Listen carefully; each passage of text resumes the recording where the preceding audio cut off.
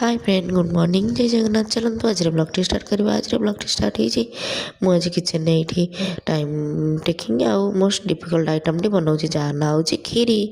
खीरी तो जानते हैं स्लो प्रोसेस रे सी बहुत टाइम टेकिंग नब ना तो सहीटा चाउल को सीझाई छाड़ देकी सेपटे देखला डुंगुल जाते मार्केट पलि आसते किसी परिवार जाते तो नहीं पलि आसी जाते देखला डुंगुल भी नहीं परिवा नहीं पलि आसी जाइए परिवा नहीं जहाँ आज लंच रे बनैबी सब कटाकटी लगी पड़ी फास्ट तो डालमा डालमा फास्ट बनई देवी तो डालमा सब परिवा कटाकटी करदे डालमा को बसई दी जाइए राम पाखक कौन राम भी तो अच्छी ना मर्णिंग ता कम नृत्य कम सब सारी सारापर ता बाबा सागर पलि जाते बुलापाई खरा हो जा बापा पुओ टे बुलिकी पलि आस तो से मन पलैला मुझे मोर किचेन को किचेन इंडक्शन में बसई दी खीरी खीरी हवा भितर कारण खीरटा बहुत स्लो फुटी फुटिकी से हम ना तो एपटे भी मोर सब लंच आइटम हो जाइए आसना देखिए कौन कौन आज लंच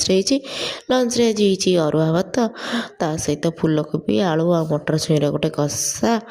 ता सहित खीरी ये पूरा भोजी स्टाइल पूरा है खीरी ता सहित गोटे बढ़िया डालमा से सहित पापड़ भी अच्छी मो तो एत सब खाଇବା देखिए पाट लाल बोझ ना आमर भी सही अवस्था होता तो स्वामी स्त्री डेरी नक आम बस पड़ू खावा तो ये खाई सारापर पचास राम कथा राम बा शोई पड़ी शोची बोले आम शांति खाई पड़चु ना सन्ध्या बेले पलि जाते राम जेजे आ भाई राम जापर ना ठंडा पड़ जाए तो ठंडा होती तो से पलि जाते राम सागर देखा करेंगे तो मुझे ठंडा आसते मुझे काढ़ा बनई देती तो काढ़ा बनई पचकन लगू आवास लगे कौन देखला दी भाई देखुना कि मस्ती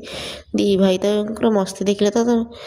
एपटे सेपटे दौड़ू ये कर एंजय कर बाबा कौन दे देती खीरी मुझे बाबा टे खीरी खाई दियो बाबा एपटे खीरी खाए भितर आमर काढ़ा भी मोर सेपटे काढ़ा भी कम्प्लीट होता तो मुझे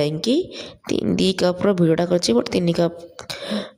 काढ़ा को कप्रे ढालिकी नहीं आसी बाबा आउ डुंगुल तो बाबा भी खीरी खाई सारी तो बाबा को नहीं गोटे कप काढ़ा तापर दे दी डुंगुल को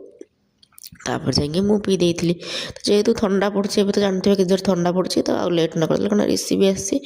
तो ये बाबा हरिका बाहरी जावाई तो बाबा हरिया जा बाहरी देखिकी रामर अवस्था खराब आई दे जेजे तुम मत नहीं जाओ ना ये रुह तुम्हें जाओ ना तो जेजे बुझे कहले मुझे आसबि तू था कहीं जेजे गले आम घर को पलि आसलु आप भिडियो भल लगे लाइक शेयर